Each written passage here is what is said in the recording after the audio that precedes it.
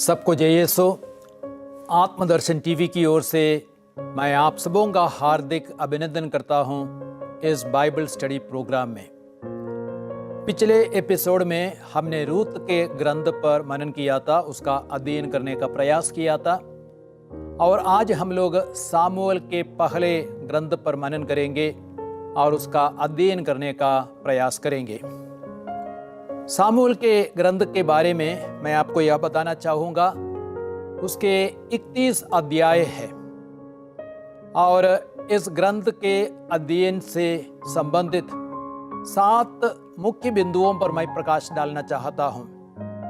सबसे पहले प्रस्तावना, इस ग्रंथ को क्यों सामुएल का ग्रंथ कहा गया है, और दूसरा सामुएल के ग्रंथ का लेखक, तीसरा सामुएल के ग्रंथ का समय, चौथा सामुएल के ग्रंथ में क्रिस्त, पांचवा सामुएल के ग्रंथ के मुख्य शब्द, आयतें और अध्याय, छठवां सामुएल के ग्रंथ का सर्वेक्षण, सातवां सामुएल के ग्रंथ की मुख्य शिक्षा।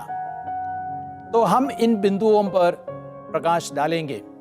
तो हम सबसे पहले बिंदु अर्थात प्रस्तावना पर आते हैं। इस ग्रंथ को क्यों सामुएल का ग्रंथ कहा गया है? यह ग्रंथ न्यायकर्ताओं की कहानी को आगे बढ़ाता है। इब्रानी बाइबल में सामुएल के दोनों ग्रंथ एक ही पुस्तक के भाग थे, लेकिन सप्तवाजिंद में यूनानी बाइबल में ये 2 ग्रंथ थे। सामुएल के पहले ग्रंथ का मुख्य पात्र सामुएल है, इसलिए उसी के नाम पर ग्रंथ का नाम रखा गया है। सामुएल का पहला ग्रंथ सामुएल के जन्म, उसका कार्य और उसकी मृत्यु की जानकारी देता है। सामुएल नबी और न्यायकर्ता बना। सामुएल के जीवन के अंत होने के पहले इस्राएलियों ने एक राजा की मांग की। इस प्रकार नेतृत्व में बड़ा परिवर्तन आता है। यह ग्रंथ इस्राएल का पहला राजा साउल और उसके उत्तराधिकारी दाऊद पर भी प्रकाश डालता है।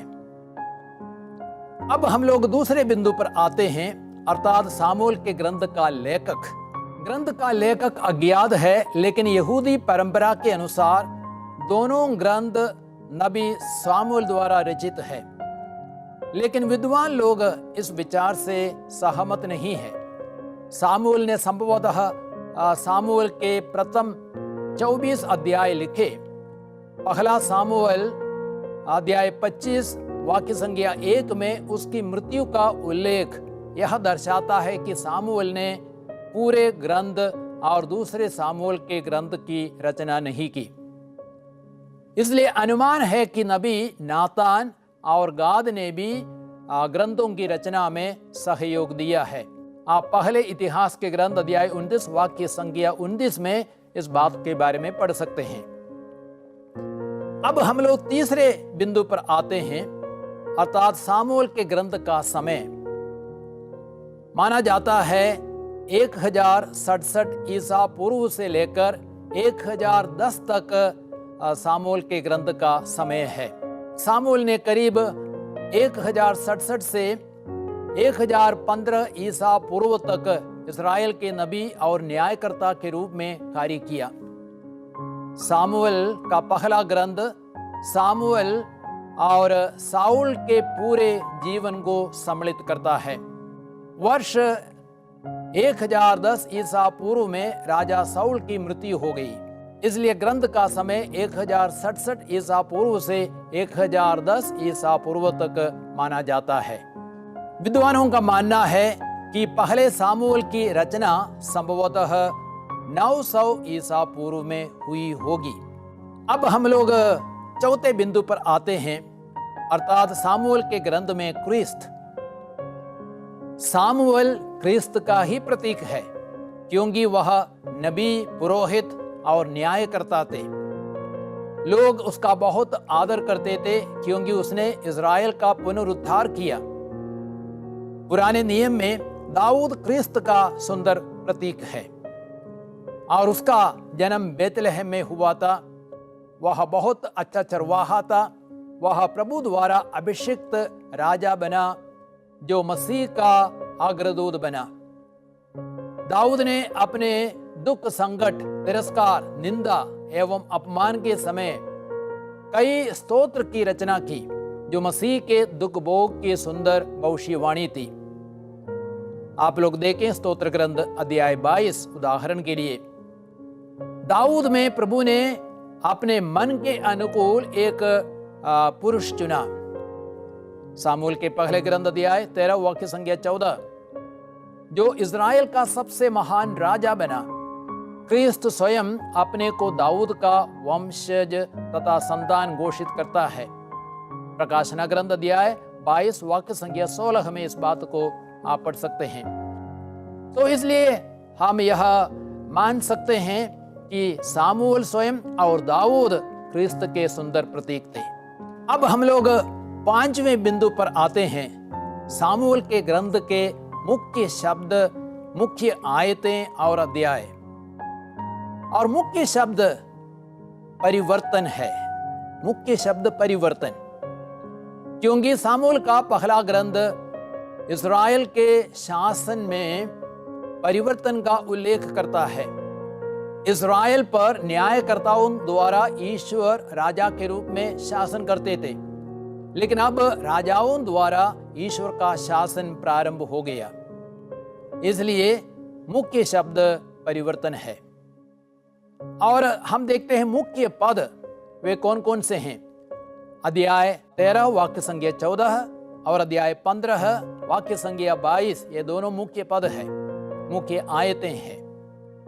और सामूएल के पहले ग्रंथ अध्याय 13-14 में हम पढ़ते हैं, लेकिन अब तुम्हारा राज्य सुदृढ़ नहीं होगा। प्रभु ने अपने मन के अनुकूल एक पुरुष चुना है, उसने उसे ही अपनी प्रजा का शासक नियुक्त किया है, क्योंकि तुमने प्रभु द्वारा अपने को दी गई आज्ञा का पालन नहीं किया है। और ये कथन, इसका संदर्भ क्या है? सामूएल ने यह बात साउल से कही, क्योंकि साउल ने सामूएल द्वारा दिए गए प्रभु के आदेश का उल्लंघन किया और प्रभु को होम बलि चढ़ाई। सामूएल के पहले ग्रंथ अध्याय 13 वाक्य संख्या 13 में इस बात को हम पढ़ते हैं। प्रभु की आज्ञा का उल्लंघन जीवन में दंड लाता है। और एक दूसरी मुख्य आयत है अध्याय 15 वाक्य संख्या 22। सामूएल ने उत्तर दिया, क्या होम और बलिदान प्रभु को इतने प्रिय होते जितना उसके आदेश का पालन? नहीं, आज्ञा पालन बलिदान से कहीं अधिक उत्तम है और आत्मसमर्पण भेड़ों की चर्बी से बढ़कर है। और इस कथन का संदर्भ क्या है? संदर्भ यह है, साउल ने सामूएल द्वारा दिए गए आदेश का पूरा पालन नहीं किया था। उसने अमलकियों के साथ लड़ाई की, लेकिन अमलकियों का सर्वनाश नहीं किया। उनके राजा अगाग और उनके सर्वोत्तम जानवरों को नहीं मारा बलिदान चढ़ाने के बहाने। इसलिए सामूएल ने साउल से कहा, आज्ञा पालन बलिदान से कहीं अधिक उत्तम है और आत्मसमर्पण भेड़ों की चर्बी से बढ़कर है। अब हम देखते हैं मुख्य अध्याय कौन सा है। सामूएल के पहले ग्रंथ में मुख्य अध्याय है अध्याय 15। इसी अध्याय में हमें इज़राइल के शासन में दुखद परिवर्तन देखने को मिलता है, अर्थात साउल द्वारा ईश्वर के आदेश के उल्लंघन के कारण राजत्व साउल से छीन लिया जाता है और दाऊद को सौंपा जाता है। साउल से ईश्वर अपनी आशीष को हटाता है और दाऊद को प्रदान करता है। सामूएल ने साउल से कहा, तुमने प्रभु का वचन अस्वीकार किया, इसलिए प्रभु ने तुमको अस्वीकार किया, तुम अब से राजा नहीं रहोगे। अध्याय 15 वाक्य संख्या 23 में इस बात को हम पढ़ते हैं। अब हम 6वें बिंदु पर आते हैं, अर्थात ग्रंथ का सर्वेक्षण, survey of the book of Samuel. हम ग्रंथ को 3 भागों में विभाजित कर सकते हैं। पहला भाग है सामुएल का पहला ग्रंथ अध्याय 1 से 7 तक, और उसमें हम देखते हैं सामुएल की कहानी एली के समय प्रारंभ होती है, जो इज़राइल का पुरोहित और न्यायकर्ता थे। अन्ना की विशेष प्रार्थना से सामुएल का जन्म होता है। सामुएल बाल्यावस्था में ही मंदिर में अर्पित किया गया। युवक सामुएल मंदिर में एली के निरीक्षण में प्रभु की सेवा करता था, और वह प्रभु के मंदिर में जहां ईश्वर की मंजूषा रखी हुई थी सो रहा था, जब प्रभु ने सामुएल को अपनी सेवा में बुलाया और उसे नबी के रूप में नियुक्त किया। अध्याय 3 वाक्य संज्ञा 20-21 में इन बातों को हम पढ़ सकते हैं। शिलो में एली के दोनों पुत्र होफनी और पीनहस के कुकर्म और नैतिक पतन के कारण फिलिस्तियों के साथ लड़ाई में इस्राएल की पराजय हुई। इस्राएलियों के 30,000 पैदल सैनिक मारे गए और ईश्वर की मंजूषा छीन ली गई, और एली के दोनों पुत्र होफनी और पीनहस भी मार दिए गए। जब एली को यह खबर मिली, वह अपने आसन पर से पीछे की ओर लुढ़क गया, उसकी गर्दन टूट गई और उसके प्राण निकल गए। उसने इस्राएल में 40 वर्षों तक न्यायकर्ता के रूप में कार्य किया था। ईश्वर की मंजूषा के अपहरण तथा एली की मृत्यु के कारण इस्राएल से ईश्वर की महिमा उठ गई।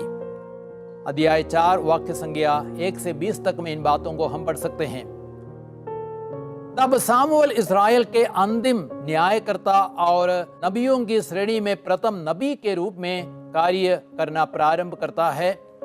नबी के रूप में सामुएल की प्रेरिताई इस्राएल का पुनरुद्धार करता है और प्रभु की मंजूषा वापस की जाती है। इस्राएली बाल देवताओं और अश्तारता देवियों को हटाकर प्रभु की ही सेवा करने लगे। जब फिलिस्तियों ने मिस्पा में इस्राएलियों पर आक्रमण किया, प्रभु ने फिलिस्तियों के विरुद्ध घोर गर्जन किया और उन्हें इतना आतंकित कर दिया कि वे इस्राएलियों से पराजित हो गए। सामुएल ने इस्राएल में आजीवन न्यायकर्ता का कार्य किया। अध्याय 7 वाक्य संज्ञा 1 से 20 तक में इन बातों को हम पढ़ते हैं। और इस ग्रंथ का दूसरा भाग है अध्याय 8 से 15 तक, विशेषकर साउल पर प्रकाश डालता है। जब सामुएल बूढ़ा हो चला तो उसने अपने पुत्रों को इस्राएल के न्यायकर्ता के पद पर नियुक्त किया, परंतु उसके पुत्र अपने पिता के मार्ग का अनुसरण नहीं करते थे। वे लोभ में पड़कर घूस लेते थे और न्याय भ्रष्ट कर देते थे। इस्राएल के सब नेता इकट्ठे हो गए और रामा में सामुएल के पास आए। उन्होंने सामुएल से कहा, आप बूढ़े हो गए हैं और आपके पुत्र आपके मार्ग का अनुसरण नहीं करते, इसलिए आप हमारे लिए एक राजा नियुक्त कर लीजिए जो हम पर शासन करे, जैसा कि सब राष्ट्रों में होता है। उनका यह निवेदन सामुएल को अच्छा नहीं लगा और उसने प्रभु से प्रार्थना की। प्रभु ने सामुएल से कहा, लोगों की हर मांग पूरी करो, क्योंकि वे तुमको नहीं बल्कि मुझको अस्वीकार कर रहे हैं। वे नहीं चाहते कि मैं उनका राजा बना रहूं। सामुएल ने बेन्यामीन प्रांत में कीश के पुत्र साउल को राजा के रूप में अभिषेक किया। साउल ने प्रारंभ में अच्छा किया। उसने अम्मोनियों से युद्ध किया और उन्हें पराजित किया। सामुएल के ग्रंथ अध्याय 11 वाक्य संख्या 11 में हम पढ़ते हैं, लेकिन वह भ्रष्ट होने लगा, वह पुरोहित का कार्य भी करने लगा। जब सामुएल गिलगाल नहीं आया, उसने सामुएल की जगह होम बलि चढ़ाई। अध्याय 13 वाक्य संख्या 8 से 9 तक में इन बातों को हम पढ़ सकते हैं। अब प्रभु चाहते थे कि इस्राएली अमलकियों का विनाश करे, क्योंकि उन्होंने मिस्र से निकलते समय इस्राएलियों पर आक्रमण किया था। सामुएल ने साउल से कहा, अब जाकर अमलक पर छापा मारो और उनके पास जो कुछ है उसका सर्वनाश करो। उन पर दया मत करो, क्या पुरुष, क्या स्त्री, क्या बालक, क्या दूध मुहे शिशु, क्या गाय, क्या भेड़, क्या ऊंट, क्या गदहा, सबका वध करो। लेकिन साउल और उसके लोगों ने अगाग सर्वोत्तम भेड़ों, गाय, मोटे मोटे बछड़ों और मेमनों को, वह सब कुछ जो मूल्यवान था प्रभु को बलि चढ़ाने के बहाने बचा लिया। उनका संहार नहीं किया। साउल ने पूर्ण रूपेण आज्ञा पालन नहीं किया। सामुएल ने उत्तर दिया, क्या होम और बलिदान प्रभु को इतने प्रिय होते हैं जितना उसके आदेश का पालन? नहीं, आज्ञा पालन बलिदान से कहीं अधिक उत्तम है और आत्मसमर्पण भेड़ों की चर्बी से बढ़कर है, क्योंकि विद्रोह जादू टोने की तरह पाप है और आज्ञा का उल्लंघन मूर्ति पूजा के बराबर है। तुमने प्रभु का वचन अस्वीकार किया, इसलिए प्रभु ने तुमको अस्वीकार किया। तुम अब से राजा नहीं रहोगे। अध्याय 15 वाक्य संज्ञा 1 से 23 तक में इन बातों को हम पढ़ते हैं।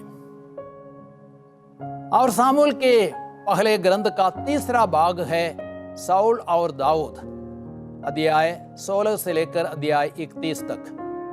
जब प्रभु साउल का तिरस्कार करता है, वह सामुएल को आदेश देता है कि वह अगले राजा के रूप में दाऊद का अभिषेक करे। अभिषेक के बाद दाऊद राजमहल में काम करता है और फिलिस्ती महापराक्रमी गोलियात को मार डालता है। अध्याय 17 में इस बात को हम पढ़ते हैं। जब दाऊद फिलिस्ती को मारने के बाद सेना के साथ लौटा, तो स्त्रियां इज़राइल के सब नगरों से निकलकर नाचती हुई यह गा रही थी, साउल ने सहस्रों को मारा और दाऊद ने लाखों को। साउल यह बात सुनकर बुरा मान गया और बहुत अधिक क्रुद्ध हो गया। उस समय से साउल दाऊद को ईर्ष्या की दृष्टि से देखने लगा। अध्याय 18 वाक्य संज्ञा 6 से 9 तक में इन बातों को हम पढ़ते हैं। साउल दाऊद से डरने लगा और उसे मार डालना चाहता था। साउल सैनिकों को लेकर दाऊद का पीछा करता है, लेकिन दाऊद उसके हाथों से बच निकलता है। 2 बार दाऊद को मौका मिलता है साउल को मारने के लिए, लेकिन दाऊद प्रभु के अभिषिक्त साउल को नहीं मारता है। अध्याय 24 से 26 तक इन बातों को हम पढ़ सकते हैं। फिलिस्ती इज़राइल के विरुद्ध लड़ रहे थे। इस्राएली फिलिस्तियों के सामने से भाग खड़े हुए। फिलिस्तियों ने साउल और उसके पुत्र का पीछा कर साउल के पुत्र योनातान, अबिनाबाद और माल्कीशुआ को मार डाला। साउल तीरंदाजों को देखकर तर-तर कांपने लगा। तब साउल ने अपनी तलवार खींचकर अपने को उस पर गिरा दिया। इस प्रकार साउल, उसके 3 पुत्र, उसका शस्त्र वाहक और उसके सब सैनिक उसी दिन मर गए। अध्याय 31 में इन बातों को हम पढ़ सकते हैं। अब हम आखिरी महत्वपूर्ण बिंदु पर आते हैं, अर्थात सामुएल के पहले ग्रंथ में हमारे लिए क्या शिक्षा है, हमें सीखने की आवश्यकता है। एक महत्वपूर्ण शिक्षा यह है, प्रार्थना चमत्कार करती है। जी हाँ, आपको मालूम है सामुएल की माँ अन्ना वह निसंतान थी और इसलिए बहुत दुखी थी। लेकिन अन्ना दुखी होकर और आंसू बहाती हुई प्रभु से प्रार्थना करती थी और उसने यह प्रतिज्ञा की, विश्वमंडल के प्रभु, यदि तू अपनी दासी की दयनीय दशा देखकर उसकी सुधि लेगा और उसे पुत्र प्रदान करेगा, तो मैं उसे जीवन भर के लिए प्रभु को अर्पित करूंगी। सामुएल के पहले ग्रंथ अध्याय 1 वाक्य संज्ञा 10 और 11। प्रभु ने उसकी प्रार्थना को स्वीकार किया और उसे एक सुंदर बच्चा प्रदान किया, जो बाद में एक सच्चा नबी और शक्तिशाली न्यायकर्ता बना। और एक दूसरी शिक्षा है, प्रभु को आदर देना है, प्रभु को सम्मान देना है। और हम देखते हैं सामुएल के ग्रंथ में कहा गया है, मैं उन्हीं को आदर करता हूं जो मेरा आदर करते हैं, परंतु जो मुझे तुच्छ समझते हैं वे तुच्छ समझे जाएंगे। एली और उसके दोनों पुत्र होफ्नी और पीनहस अपने याजकीय कर्तव्यों के प्रति ईमानदार नहीं थे। उन्होंने प्रभु को प्रथम स्थान नहीं दिया था, इसलिए ईश्वर ने उनका तिरस्कार किया। एली और दोनों पुत्रों की मृत्यु एक ही दिन हुई। अध्याय 2 वाक्य संज्ञा 30 में इन बातों को हम पढ़ते हैं। और एक तीसरी महत्वपूर्ण शिक्षा है, आज्ञाओं का पालन आशीषों को बरकरार रखता है। आज्ञा पालन बलिदान से कहीं अधिक उत्तम है और आत्मसमर्पण भेड़ों की चर्बी से बढ़कर है। साउल ने प्रभु के आदेश का उल्लंघन किया और प्रभु ने उसका तिरस्कार किया। और एक चौथी शिक्षा है, हमें प्रभु के मन के अनुकूल बनना है। दाऊद प्रभु के मन के अनुकूल व्यक्ति था। अध्याय 13 वाक्य संख्या 14 में हम पढ़ते हैं और प्रेरित चरित्र अध्याय 13 वाक्य संख्या 22 में भी इस बात को हम पढ़ सकते हैं। इसलिए प्रभु ने उसे चुना, दाऊद को चुना, उसको ऊंचा उठाया और बहुत महान बनाया। हमें प्रभु की हर इच्छा को पूरा करने का प्रयास करना है तो हम प्रभु के मन के अनुकूल व्यक्ति बने। मैं आप सबों को धन्यवाद देता हूं इस कार्यक्रम को देखने के लिए। मैं आशा करता हूं कि आप बाइबल के अध्ययन में और आगे बढ़ें। और अगला एपिसोड होगा सामुएल का दूसरा ग्रंथ।